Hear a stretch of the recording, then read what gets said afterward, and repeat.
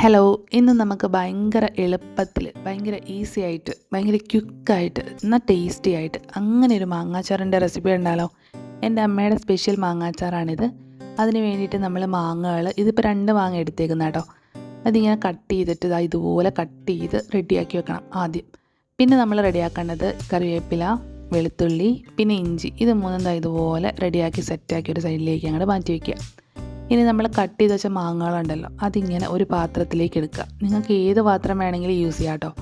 ഞാനിപ്പോൾ ഒരു non stick പാത്രം എടുത്തന്നേ ഉള്ളൂ. അപ്പോൾ ഒരു പാത്രത്തിലേക്ക് ഇട്ടിട്ട് ഇതിലേക്ക് നമ്മൾ കുറച്ച് കാര്യങ്ങൾ ചേർക്കണം. ആദ്യം ചേർക്കേണ്ടത് ഉപ്പാണ്. 1 സ്പൂൺ ഉപ്പാണ് ഞാനിപ്പോൾ ഇവിടെ ചേർത്തത്. പിന്നെ 1 സ്പൂൺ മുളക് പൊടി. ഇത് കാശ്മീരി മുളക് പൊടിയും സാധാ മുളക് പൊടിയും കൂടെ മിക്സ് ചെയ്ത് വെച്ചേക്കുന്ന മുളക് പൊടിയാണ്. പിന്നെ ഇതിലേക്ക് കുറച്ച് മഞ്ഞൾപ്പൊടിയും കൂടെ ചേർത്തിട്ട് നമ്മൾ കൈകൊണ്ട് തന്നെ നന്നായിട്ട് അങ്ങോട്ട് തിരുമുക. നന്നായിട്ട് തിരുമ്മി ഈ 3 കാര്യങ്ങളും കൂടെ ഈ മാങ്ങയിലേക്ക് അങ്ങോട്ട് യോജിപ്പിക്കുക. കൈകൊണ്ട് തന്നെ തിരുമുന്നതാണ് ഏറ്റവും നല്ലത് കേട്ടോ. നന്നായിട്ട് മിക്സ് ചെയ്ത് അങ്ങനെ അടിപൊളി ആക്കുക കേട്ടോ.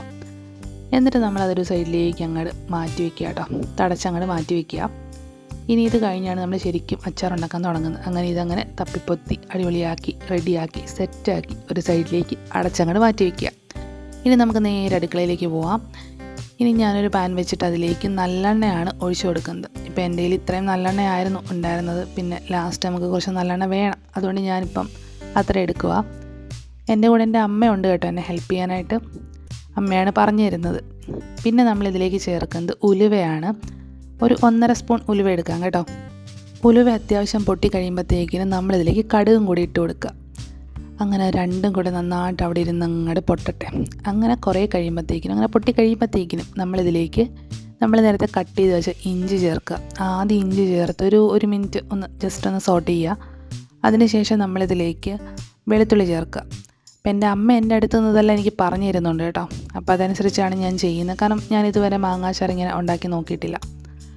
ഇനി നമ്മൾ ആ വെളുത്തുള്ളി ഇടുക. ഈ വെളുത്തുള്ളി, ഇഞ്ചിയും കറിവേപ്പിലയൊക്കെ നമ്മുടെ ആ ഒരു ടേസ്റ്റും നമ്മുടെ ഒരു ഇഷ്ടം അനുസരിച്ചാട്ടോ. നല്ലപോലെ ഉണ്ടെങ്കിൽ നല്ല ടേസ്റ്റൊക്കെ ഉണ്ടാവും. അങ്ങനെ ഇത് 3ഉം കൂടെ നമ്മൾ ആ എണ്ണയിലേക്ക് ഇട്ടിട്ട് നന്നായിട്ടൊന്ന് വഴറ്റിയെടുക്കുക. ഇത് ഭയങ്കരമായിട്ട് അങ്ങോട്ട് വഴന്ന് പോകുമൊന്നും വേണ്ട കേട്ടോ. ജസ്റ്റ് ഒന്ന് വഴന്ന് കിട്ടിയാൽ മതി. അങ്ങനെ എന്നാലും കണ്ട അങ്ങനെ ഒരുപാട് അങ്ങോട്ട് വഴണ്ട് പോകുമൊന്നും വേണ്ട. ജസ്റ്റ് ഒന്ന് സോട്ട് ചെയ്തെടുക്കുക, അത്രേ ഉള്ളൂ. ജസ്റ്റ് ഒന്ന് വഴന്ന് കിട്ടണം. അങ്ങനെ നന്നായിട്ട് അവിടെ നമ്മളെങ്ങനെ വഴറ്റിയെടുക്കുക. ഇനി ഇതിലേക്ക് ചേർക്കുന്നത് കായമാണ്. അച്ചാറിന് മെയിനായിട്ടുള്ള സാധനമാണല്ലോ കായം എന്ന് പറയുന്നത്. അപ്പം നമ്മളിവിടെ ഈ കട്ടക്കായാണ് എടുക്കുന്നത്. അത് ഇത്ര ഉണ്ടായിരുന്നുള്ളൂ കേട്ടോ ഇവിടെ, അതുകൊണ്ട് നമ്മൾ അത്ര എടുക്കുകയാണ്. ഇത് അത്യാവശ്യം ചേർക്കുന്ന നല്ല ടേസ്റ്റ് ഉണ്ടാവും. ഈ പൊടിക്കായം ഉണ്ടല്ലോ, അത് വേണമെങ്കിലും ചേർക്കാം കേട്ടോ. നമ്മുടെ ഇപ്പം ഇതുള്ളതുകൊണ്ട് നമ്മളിപ്പോൾ ഇത് ചേർത്തന്നേ ഉള്ളൂ. ഇനി നമുക്കിതിലേക്ക് പൊടികൾ ചേർക്കാം. വേറൊന്നും അല്ല കേട്ടോ, മുളക് പൊടിയാണ്. അപ്പം 3.5 സ്പൂൺ മുളക് പൊടിയാണ് നമ്മളിപ്പോൾ ഇതിലേക്ക് ചേർക്കുന്നത് കേട്ടോ. അപ്പോൾ അത്രയും ചേർത്തിട്ട് നന്നായിട്ട് പിന്നെയും നമ്മൾ മിക്സ് ചെയ്യുക. ഈ സമയത്ത് നമ്മൾ വേറെ പൊടികളൊന്നും ചേർക്കുന്നില്ല, മുളക് പൊടി മാത്രമേ ചേർക്കുന്നുള്ളൂ കേട്ടോ. അങ്ങനെ അത് ചേർത്തിട്ട് നന്നായിട്ട് വീണ്ടും നമ്മൾ ഇളക്കുക. മുളക് പൊടിയുടെ ആ ഒരു പച്ചമണമൊക്കെ മാറി ആ എണ്ണയിൽ കിടന്ന് നന്നായിട്ടൊന്ന് മൂക്കണം.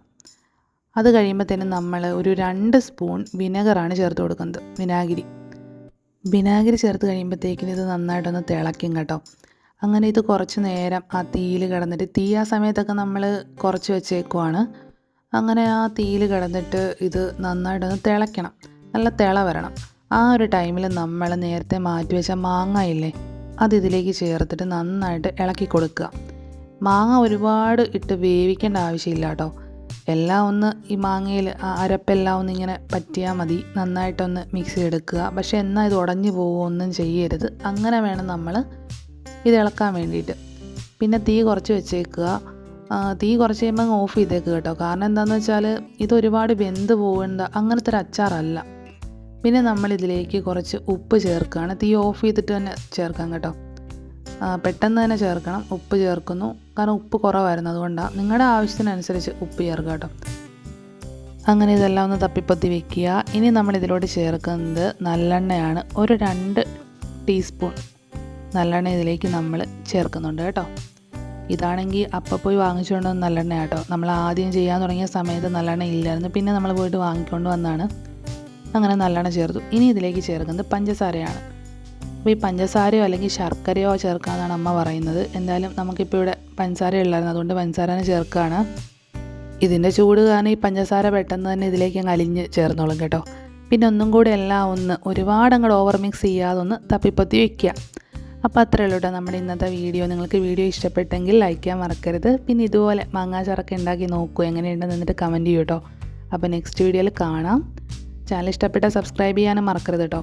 നെക്സ്റ്റ് വീഡിയോയിൽ കാണാം കേട്ടോ. അതുവരേക്കും ബൈ.